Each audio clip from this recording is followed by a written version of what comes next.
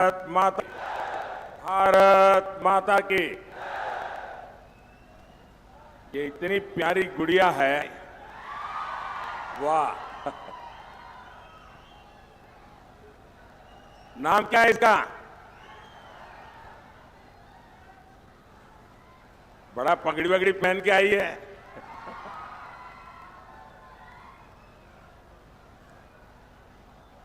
నా తెలంగాణ కుటుంబ సభ్యులందరికీ नमस्काराలు। ये मेरा सौभाग्य है कि अहमदाबाद, जो मेरी कर्मभूमि रही गुजरात में, उस अहमदाबाद नगर की जो नगर देवी है, नगर देवता है, वो भद्रकाली है। और मुझे आज यहां माता भद्रकाली के चरणों में प्रणाम करने का अवसर मिला है। यहां से कुछ दूरी पर मौजूद रामप्पा मंदिर को भी मैं श्रद्धापूर्वक प्रणाम करता हूं। ये क्षेत्र काकतीय साम्राज्य के गौरव का प्रतीक है और तीसरे चरण के मतदान के अगले दिन मुझे इस क्षेत्र में आपसे आशीर्वाद लेने का सौभाग्य मिला है। साथियों, तीसरे चरण ने दो बातें साफ कर दी है। पहला, एनडीए 3 चरणों में ही विजय रथ तेज गति से जनता आगे ले जा रही है। दूसरा, कांग्रेस के लोग मैग्नीफाइंग ग्लास लेकर अपनी सीटें खोज रहे हैं। आज तेलंगाना में आपका उत्साह, ये आपके आशीर्वाद इतने अद्भुत है। मैं एक और बात कह सकता हूं, चौथे चरण में कांग्रेस का सामान्य मैग्नीफाइंग ग्लास से काम नहीं चलेगा। कांग्रेस को अपनी सीटें खोजने के लिए माइक्रोस्कोप की जरूरत पड़ेगी। నా తెలంగాణ కుటుంబ సభ్యులందరికీ నమస్కారాలు। నా అదృష్టం ఏమిటంటే నేను పనిచేసినటువంటి అహ్మదాబాద్ యొక్క అధిష్టాత్రి దేవత కూడా భద్రకాళి। ఆ భద్రకాళి అమ్మవారికి, ఆమె చరణాలకు నేను ప్రణామం చేస్తున్నాను।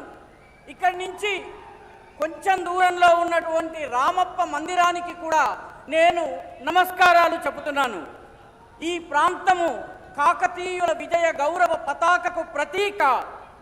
అదేవిధంగా 3వ దశ పోలింగును పూర్తి చేసుకుని నేను ఇక్కడికి వచ్చి మీ ఆశీర్వాదాన్ని తీసుకునేటటువంటి అదృష్టాన్ని పొందాను।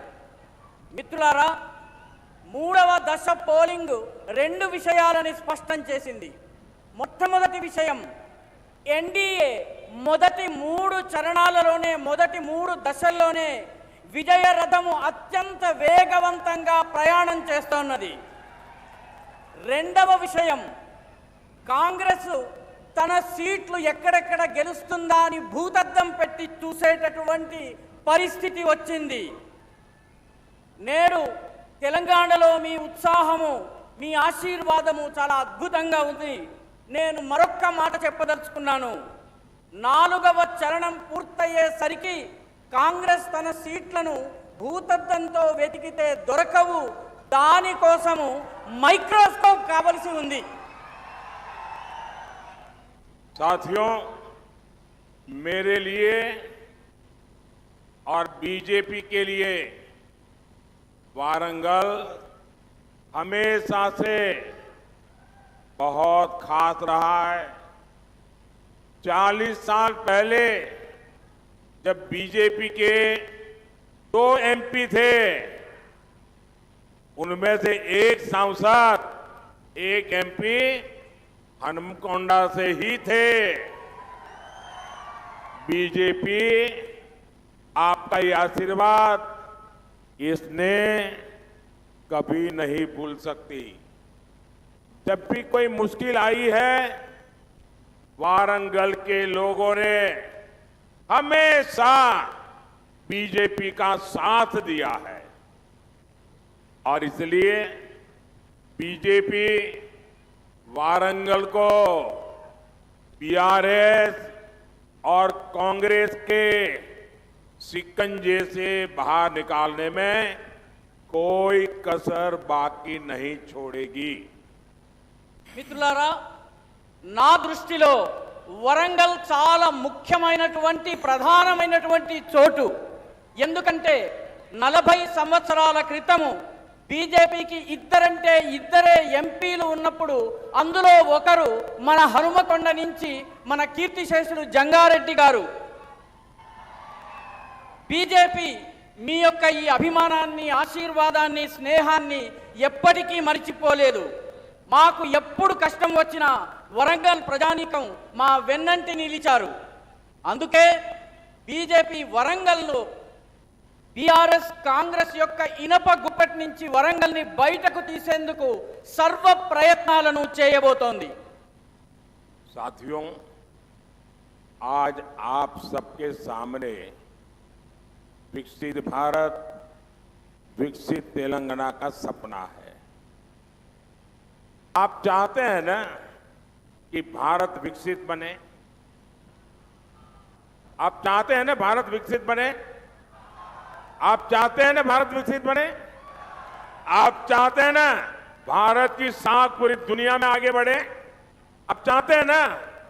आप चाहते हैं ना कि आपके बच्चों का भविष्य उज्जवल हो? आप चाहते हैं आपके बच्चों का भविष्य उज्जवल हो? आजकल आप देख रहे हैं विश्व किस हालात से गुजर रहा है।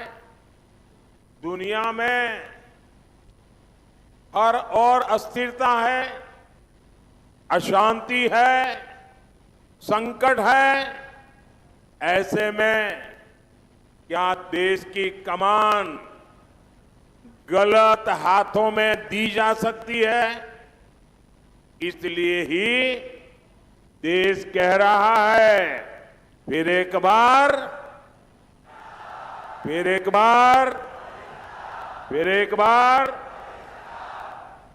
మిత్రులారా, మీరందరూ వికసిత భారత్, వికసిత తెలంగాణ కలను కంటున్నారు. మీరందరూ భారతదేశం అభివృద్ధి చెందాలని కోరుకుంటున్నారా? మీరు భారతదేశం యొక్క ప్రతిష్ట ప్రపంచమంతా వ్యాప్తం కావాలని కోరుకుంటున్నారా? అదేవిధంగా మీ పిల్లల భవిష్యత్తు ఉజ్వలంగా ఉండాలని మీరు కోరుకుంటున్నారా? ఈ రోజుల్లో ప్రస్తుత పరిస్థితుల్లో మీరు చూస్తున్నారు, ప్రపంచం ఎలాంటి పరిస్థితుల్లోంచి వెళ్తుందో. ప్రపంచమంతటా అస్థిరత, అశాంతి, భయాందోళనలు, విపత్తులు ఉన్నాయి. ఇలాంటి పరిస్థితుల్లో దేశం యొక్క కార్యభారము, దేశం యొక్క పూర్తి శక్తి తప్పుడు చేతుల్లోకి వెళ్ళకూడదు. అందుకే దేశం ఏమంటోందంటే అబ్ కీ బార్ మోదీ సర్కార్ అంటోంది. साथियों, 10 साल पहले की कांग्रेस की केंद्र सरकार कोई उसके पापों को भूल नहीं सकता। हर कुछ दिन में हजारों करोड़ रुपए का नया घोटाला सामने आ जाता था। देश के बड़े बड़े शहरों में सीरियस बम ब्लास्ट होते थे। जहां कांग्रेस आई वहां प्रॉब्लम लाई। देश यही देख रहा था। इस बार तो इंडिया अलायंस 5 साल 5 पीएम का फॉर्मूला लेकर आई है। आप कल्पना करिए, इन्हें सत्ता मिली तो ये देश का क्या हाल करेंगे। हर वर्ष एक नया पीएम, दूसरे साल दूसरा पीएम, तीसरे साल तीसरा पीएम, ये देश का भला कर सकते हैं क्या? మిత్రులారా 10 సంవత్సరాల క్రితం వరకు కాంగ్రెస్ ప్రభుత్వము ఏ రకమైన పాపాలు చేసిందో మీరెవరూ మర్చిపోలేరు. గత ప్రతి 4 రోజులకి వేల కోట్ల రూపాయల కుంభకోణాలు, అవినీతి స్కాములు బయటపడుతూ ఉండేవి. దేశంలోని పెద్ద పెద్ద పట్టణాల్లో వరుస బాంబు పేలుళ్లు సంభవించేవి. కాంగ్రెస్ వచ్చిందంటే సమస్యలు వచ్చేవి. దేశము దీన్నే చూస్తూ వచ్చింది. ఈసారి ఇండియా అలయన్స్ 5 సంవత్సరాలలో 5గురు ప్రధానమంత్రుల్ని తీసుకొస్తామని చెబుతోంది. మీరొక్కసారి ఊహించండి, రోజుకొక ప్రధానమంత్రి, మొదటి సంవత్సరం ఒక ప్రధానమంత్రి, రెండవ సంవత్సరం ఒక ప్రధానమంత్రి, మూడవ సంవత్సరం ఒక ప్రధానమంత్రి. ఇలాంటి ప్రభుత్వం మనకి కావాలా? ఈ దేశాన్ని అటువంటి వాళ్ళ చేతుల్లోకి మనం అప్పగిద్దామా? अच्छा, मैं एक अलग तरीके से समझाता हूं. मान लो कि हमारे वारंगल में 10 किसान इकट्ठे हो गए और 10 किसान इकट्ठे होकर के उन्होंने किसी को बुलाया जो जमीन में पानी कहां है उसकी खोज करने वाले को, और 10 किसानों ने पूछा कि भाई हम 10 खेतों के लिए पानी के लिए जमीन से पानी निकालना चाहते हैं, अब जरा हमें खोज के बताओ कि कहां पानी निकलेगा और कितना ऊंडा निकलेगा, कितना गहरा निकलेगा. तो वो जो जानकार व्यक्ति था उसने 10 के खेत देखे और कहा, देखो भाई, ये नीचे पानी तो है लेकिन आपको 100 मीटर नीचे जाना पड़ेगा, पाइप लगानी पड़ेगी, तब जाकर के पानी निकलेगा. तो फिर 10 किसान मिले, उन्होंने कहा कि देखो भाई, उसने कहा है कि 100 मीटर नीचे जाएंगे तो पानी निकलेगा. तो फिर उन सब ने तय किया कि ऐसा करो, हम 10 किसान हैं तो मेरे खेत में 10 मीटर का पाइप डालो, दूसरे ने कहा मेरे खेत में 10 मीटर का पाइप डालो. तो 10 ने कहा कि हमारे 10 खेत में 10-10 मीटर के पाइप डालेंगे तो 100 मीटर हो जाएगा. बताओ, इससे पानी निकलेगा क्या? దీన్నే మీకు ఇంకొక పద్ధతిలో అర్థం చేయించే ప్రయత్నం చేస్తాను. వరంగల్లో ఒక 10 మంది రైతులు ఉన్నారనుకోండి. ఈ 10 మంది రైతులు కలిసి తమ పొలాల్లో బోరు పైపు వేయించుకోవాలనుకున్నారు. వీళ్ళు ఒక నిపుణుని పిలుచుకొచ్చారు. ఆ నిపుణుడు మొత్తము పరిశీలించిన తరువాత ఇక్కడ 100 మీటర్లు లోపల తవ్వినట్లయితే మీకు నీరు పడుతుంది అని చెప్పాడు. అప్పుడు ఈ 15 మంది రైతులు ఒక్కొక్కరు నా పొలంలో 10 మీటర్లు, పక్కవాడి పొలంలో 10 మీటర్లు, ఆ పక్కవాడి పొలంలో 10 మీటర్లు, ఇలా 10 మంది పొలాల్లో 10 మీటర్లు గనక బోరు తవ్వినట్టయితే 100 మీటర్లు అయిపోతుందని అన్నారు. ఇలా చేస్తే నీళ్ళు వస్తాయా? కాబట్టి ఈ రకమైనటువంటి ప్రభుత్వం మనకు వద్దు అని చెప్తున్నారు. अब बताइए, ये कहते हैं कि हर पार्टी का एक एक प्रधानमंत्री, हर वर्ष एक एक प्रधानमंत्री, जैसे उस किसान का बेचारे का पानी नहीं निकला, ये देश का भी कुछ भला नहीं कर सकते. కాబట్టి ప్రతి పార్టీకి ఒక్కొక్క ప్రధానమంత్రి ఉన్నట్లయితే ఈ దేశం యొక్క భవిష్యత్ ఏమవుతుంది? ఏ రకంగానైతే ప్రతి పొలంలోనూ 10 మీటర్లు బోరు పంపు వేస్తే నీళ్లు రావో, అదే రకంగా ఒక్కొక్క పార్టీకి ఒక్కొక్క ప్రధానమంత్రి, ఒక్కొక్క ఏడాదికి ఒక్కొక్క ప్రధానమంత్రి ఉంటే ఈ దేశం బాగుపడుతుందా? साथियों, कांग्रेस झूठ की कितनी बड़ी मास्टर है, तेलंगाना से बेहतर कौन जानेगा. मैं आपसे पूछता हूं, कांग्रेस ने अपनी सबसे बड़ी नेता के जन्मदिन से पहले किसानों का कर्ज माफ करने का वादा किया था. इन्होंने झूठ बोला कि नहीं बोला? अब ये लोग 15 अगस्त तक अपने वादे टाल रहे हैं, क्या कि लोकसभा का चुनाव खत्म हो जाए फिर वो हाथ ऊपर कर दे. क्या ये आपसे धोखा नहीं है? आपकी भावनाओं का अपमान नहीं है। ये लोग वेमुलावाड़ा के भगवान राजन्ना की सौगंध खा रहे थे और ये तो सनातन को गाली देने वाले लोग हैं। सनातन को गाली देने वालों की सौगंध इसका कोई भरोसा कर सकता है क्या? మిత్రులారా, కాంగ్రెస్ ఎంత అబద్ధాల కోరు అన్నటువంటి విషయము తెలంగాణ ప్రజలకు తెలిసినట్టుగా మరెవ్వరికీ తెలియదు. నేను మిమ్మల్ని అడుగుతున్నాను, కాంగ్రెస్ యొక్క అతిపెద్ద నాయకుడి పుట్టినరోజు నాడు రైతుల యొక్క రుణమాఫీ చేస్తానని చెప్పి వాగ్దానం చేసింది. అబద్ధం చెప్పిందా లేదా? ఇప్పుడు 15 ఆగస్టు వరకు ఈ వాగ్దానాన్ని వెనక్కి తోశారు. లోకసభ ఎన్నికలు అయ్యేదాకా ఆగి ఆ తరువాత చేతులెత్తేయబోతున్నారు.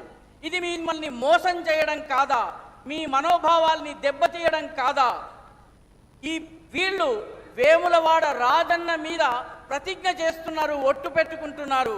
కానీ మరొక వైపు సనాతనాన్ని తిడుతున్నారు. సనాతన ధర్మాన్ని తిట్టేటటువంటి వాళ్ళు పెట్టేటటువంటి ఒట్టుని ఎవరైనా నమ్మగలరా? साथियों, कांग्रेस ने तेलंगाना आंदोलन में बलिदान देने वालों के परिवार को पेंशन देने का वादा किया था। कभी भी वो वादा पूरा किया क्या? कांग्रेस ने 250 स्क्वायर यार्ड जमीन देने के लिए कहा था। आप बताइए, जमीन मिली क्या? कांग्रेस ने महिलाओं को हर महीने 2500 रुपीज देने का वादा किया था। आज तक यहाँ की महिला इसका इंतजार कर रही है। यहाँ तेलंगाना में पावर कट इतने ज्यादा बढ़ गए हैं कि लोगों का जीना मुश्किल हो गया है। ऐसी विश्वासघाती कांग्रेस क्या आपका भला कर सकती है?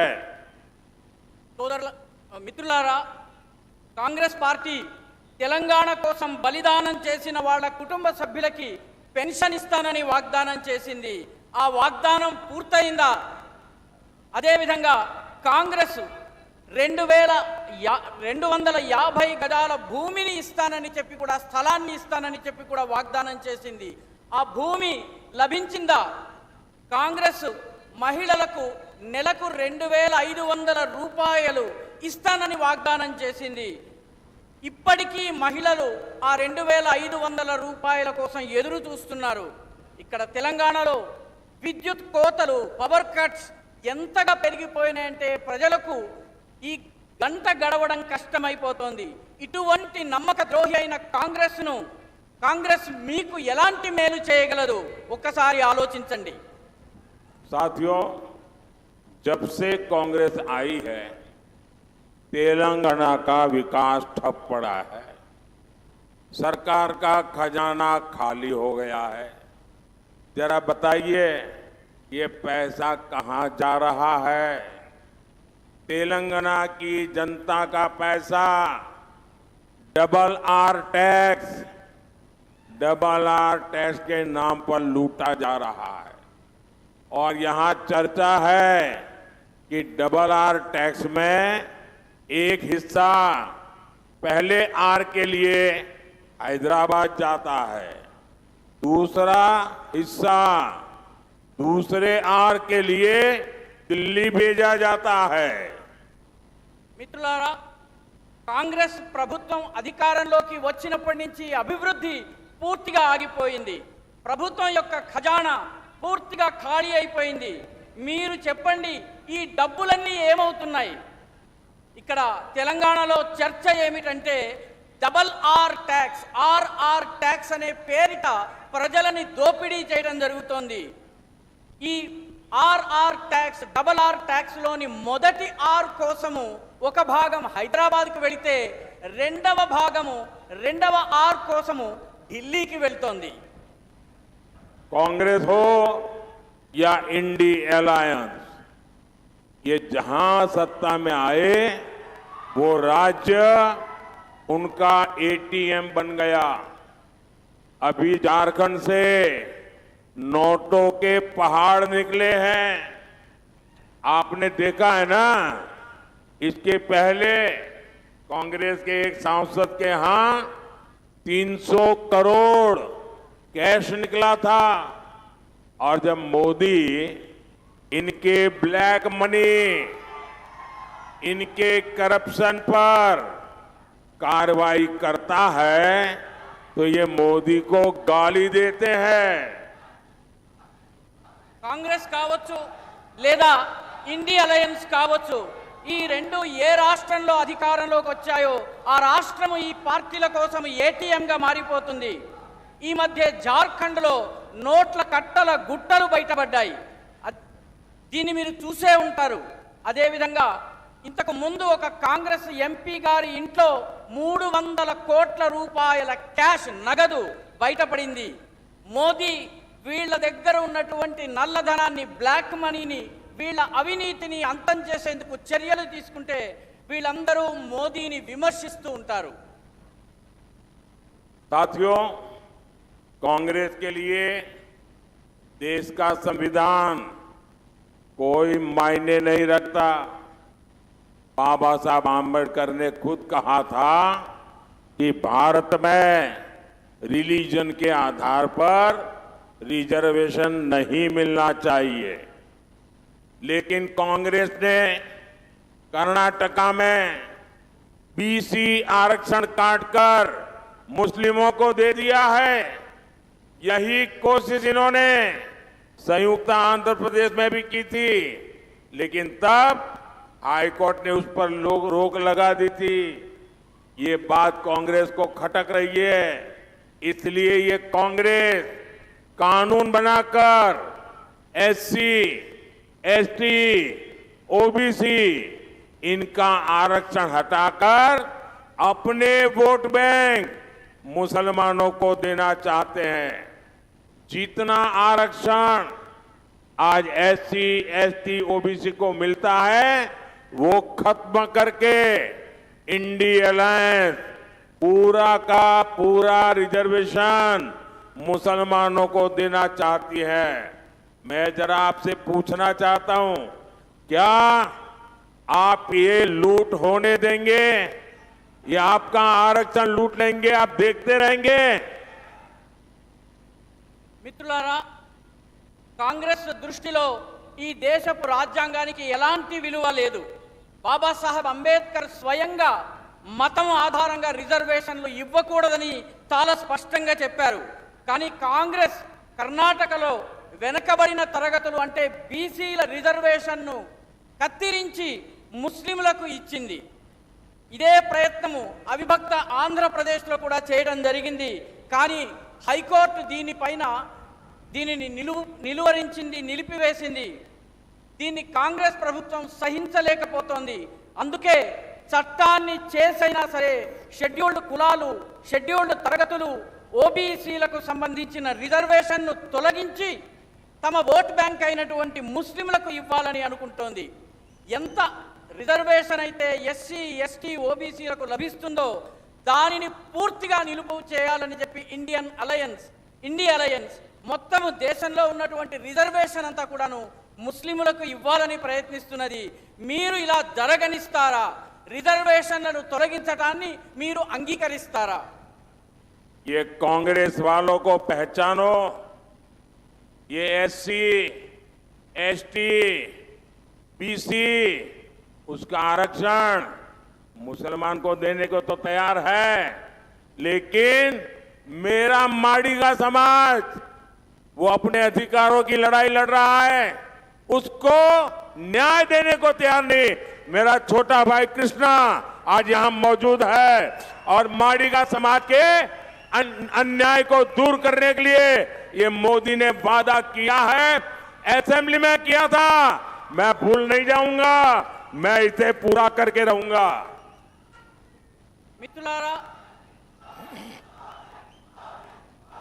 మిత్రులారా, కాంగ్రెస్ పార్టీని ఒకసారి గమనించి చూడండి.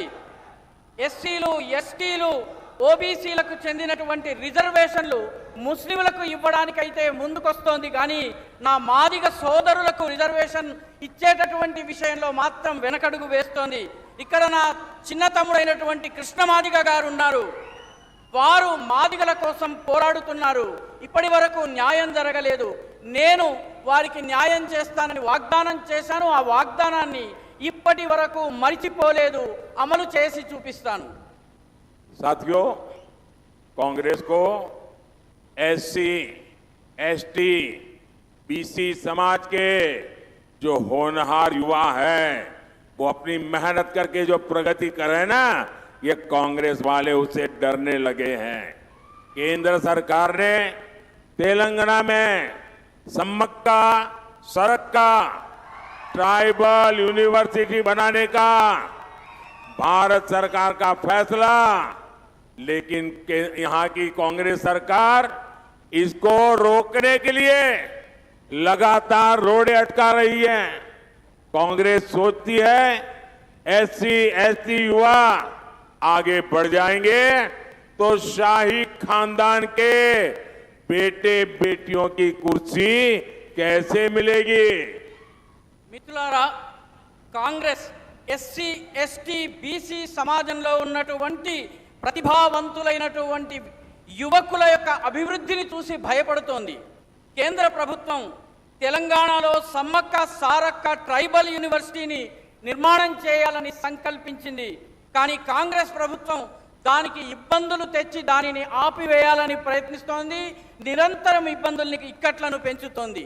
కాంగ్రెస్ ఏమనుకుంటోందంటే ఎస్సీ, ఎస్టీ సముదాయాలకు చెందిన యువకులు గనక ముందుకొచ్చినట్లయితే ఈ పెత్తందారుల కుటుంబాల పిల్లలకు కుర్చీ దక్కకుండా అయిపోతుందన్నటువంటి భయం కాంగ్రెస్ పార్టీకి ఉంది. साथियों, बीआरएस की सच्चाई भी एसटी, एससी, बीसी समाज को धोखा देने की और अपीजमेंट की है। बीआरएस ने 2014 में आपसे वादा किया था कि वो सरकार में आई तो दलित सीएम बनाएंगी, और सीएम कौन बना था? बीआरएस ने यहां दलित बंधु स्कीम के नाम पर भी आपका भरोसा तोड़ा, और यही बीआरएस है जिसने अपनी अपीजमेंट पॉलिटिक्स को आगे बढ़ाते हुए मुस्लिम आईटी पार्क बनाने की बात कही थी। మిత్రులారా, బీఆర్ఎస్ యొక్క వాస్తవాన్ని కూడా తెలుసుకుందాం. ఎస్సీలు, షెడ్యూల్డ్ కులాలు, షెడ్యూల్డ్ తరగతులు, ఎస్టీలు, అదేవిధంగా బీసీ సమాజానికి మోసం చేయడము, బుజ్జగింపు రాజకీయాలే బీఆర్ఎస్ యొక్క రాజకీయాలు. 2014లో అధికారంలోకి వస్తే ఒక దళితుణ్ణి ముఖ్యమంత్రిగా చేస్తామని వాగ్దానం చేశారు. కానీ ఈ ముఖ్యమంత్రి ఎవరయ్యారు? టీఆర్ఎస్ దళిత బంధు స్కీమ్ పేరిట కూడా మిమ్మల్ని, మీ నమ్మకాన్ని వమ్ము చేసింది. అంతేకాదు, ఇదే బీఆర్ఎస్ ఇదే బుజ్జగింపు రాజకీయాల్లో భాగంగా, మైనారిటీ బుజ్జగింపు రాజకీయాల్లో భాగంగా ముందుకు వెళుతూ కేవలం ముస్లిముల కోసము ఐటీ పార్కులను ఏర్పాటు చేస్తామని కూడా ప్రకటించింది. ये हमारा कल्चर देखिए, हमें 14 में आपने सेवा करने का मौका दिया तो हमने सबसे पहले राष्ट्रपति बनाए रामनाथ कोविंद जी, एक दलित को। हमें 2019 में दूसरी बार मौका मिला तो हमने राष्ट्रपति के रूप में आदिवासी बेटी को देश के राष्ट्रपति के रूप में द्रौपदी मुर्मू जी को पसंद किया, और कांग्रेस ने इसका भरपूर विरोध किया। మిత్రులారా, అదే మా సంస్కృతిని చూడండి.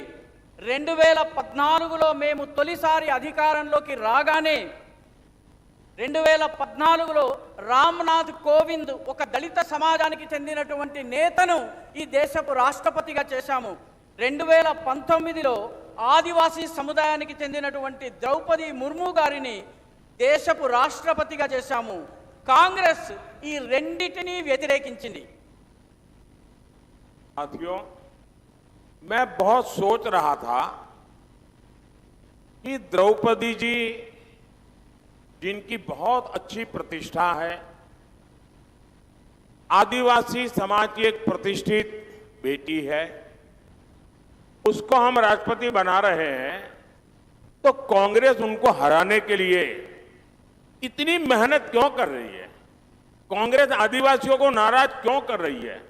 मैं सोचता रहता था, लेकिन मुझे समझ नहीं आता था। मुझे लगता है ठीक है, ये शाहजादे का दिमाग ऐसा है, तो शायद वो द्रौपदी जी का विरोध कर रहा है, उनको चुनाव में हराने के लिए निकल पड़ा है। लेकिन मुझे आज पता चला ये कांग्रेस पार्टी द्रौपदी मुर्मू, जो एक आदिवासी बेटी थी, उसको हराने के लिए क्यों मैदान में उतरे थे। आज मुझे पता चला कि अमेरिका में ये शहजादे के एक अंकल रहते हैं। ये शहजादे के अंकल, वो उनको फिलोसोफर एंड गाइड है।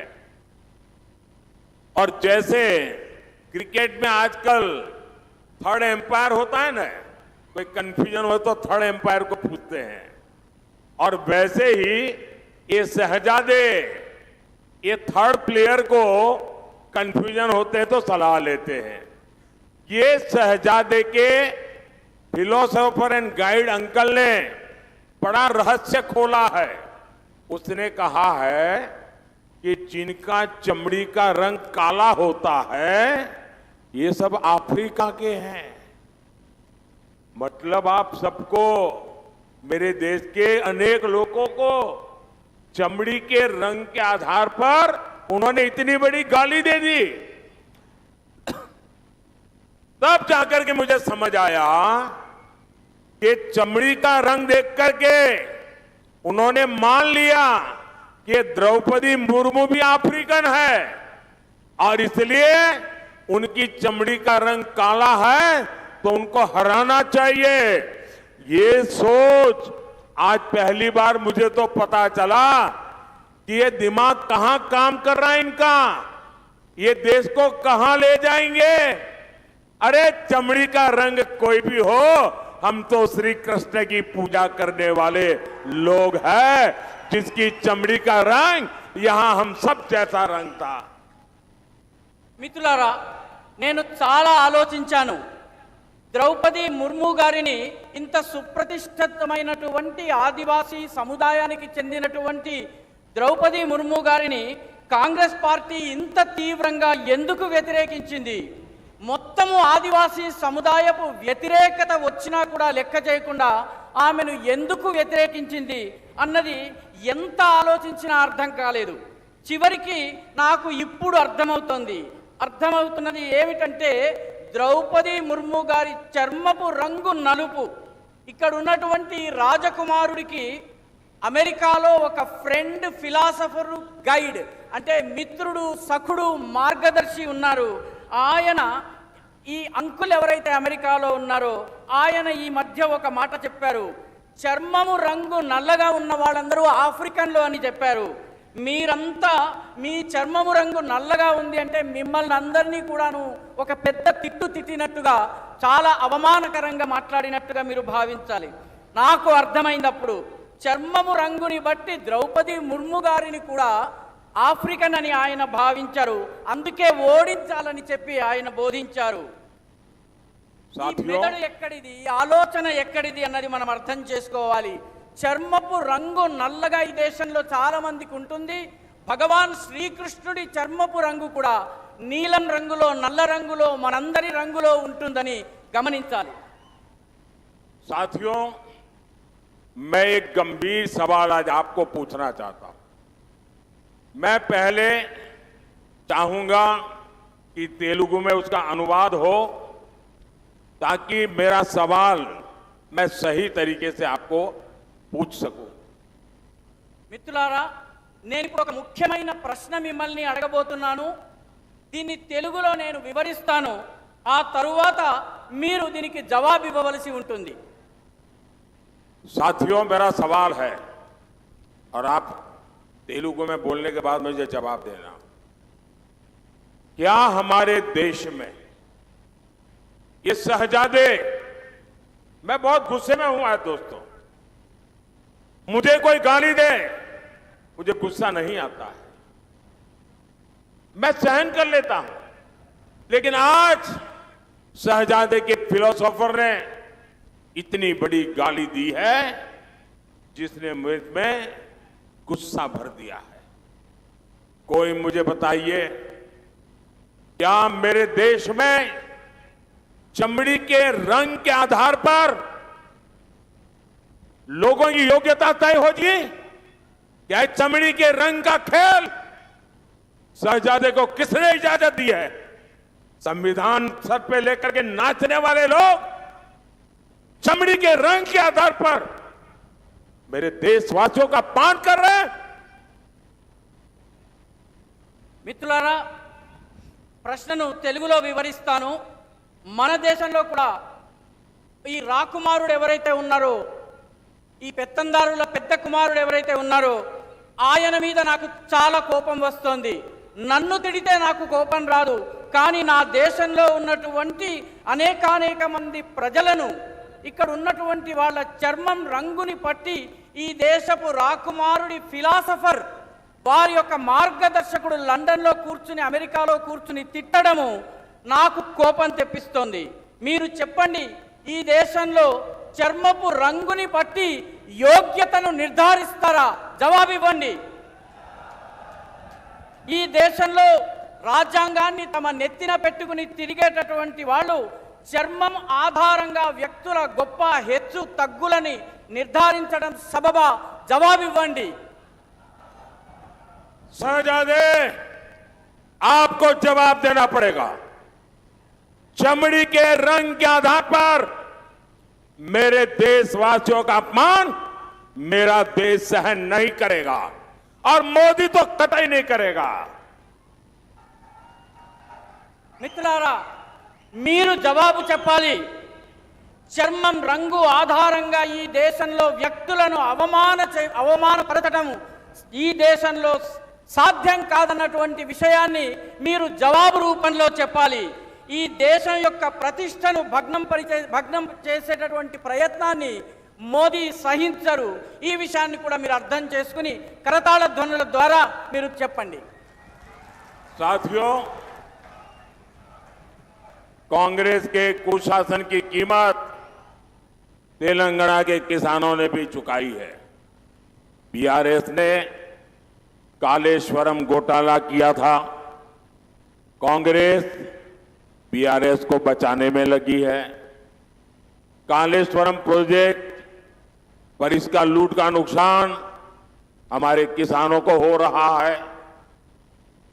మిత్రులారా, కాంగ్రెస్ ప్రభుత్వం యొక్క దుశ్శాసన పర్వం యొక్క ఖరీదు మూల్యాన్ని తెలంగాణ యొక్క రైతులు చెల్లించాల్సి వస్తోంది. బీఆర్ఎస్ ప్రభుత్వము కాళేశ్వరం స్కామ్కి పాల్పడింది. కాంగ్రెస్ ప్రభుత్వము బీఆర్ఎస్ని కాపాడేందుకు ప్రయత్నిస్తోంది. కాళేశ్వరం ప్రాజెక్టు పేరిట జరిగినటువంటి లూటీ యొక్క నష్టాన్ని రైతులు భరించాల్సి వస్తోంది. साथियों, बीजेपी के लिए किसान हमारी टॉप प्रायोरिटी है, पहली प्राथमिकता है। हमने टर्मरिक किसानों के लिए टर्मरिक बोर्ड बनाया। हमने पैडी और कॉटन की रिकॉर्ड खरीद की। आज तेलंगाना के करीब 40 लाख किसानों को किसान सम्मान निधि मिल रही है।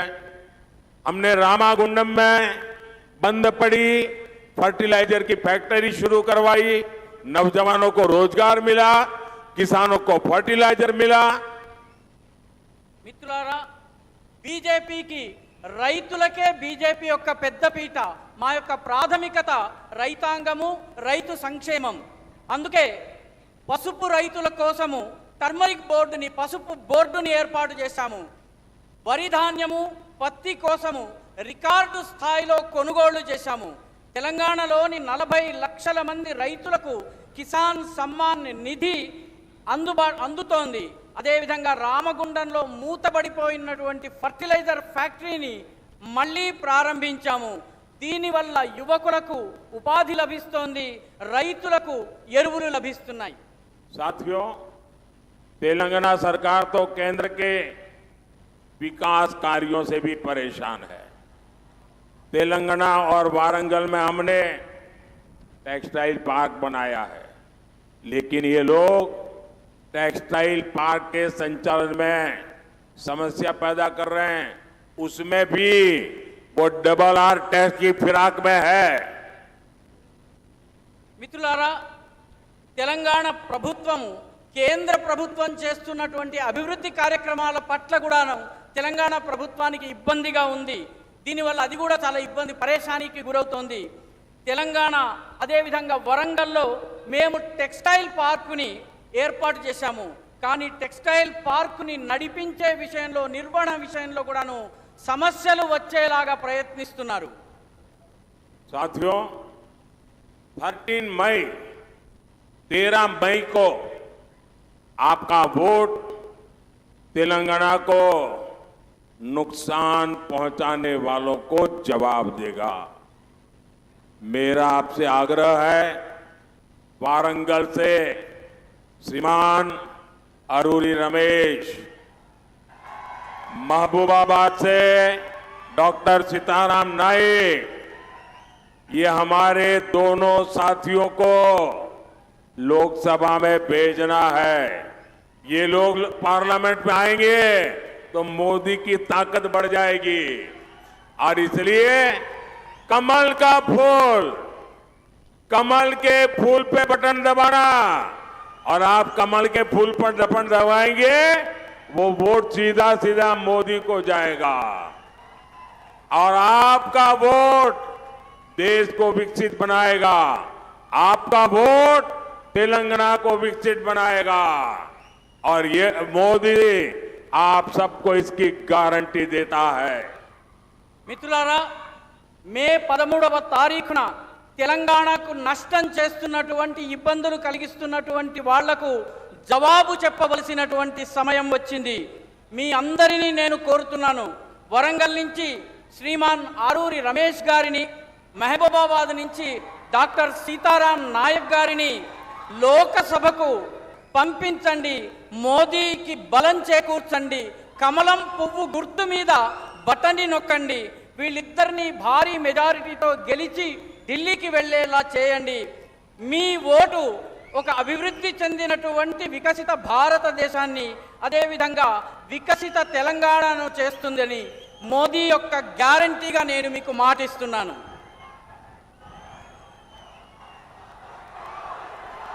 मेरे साथ बोलिए, भारत माता की జై. भारत माता की। बहुत बहुत धन्यवाद।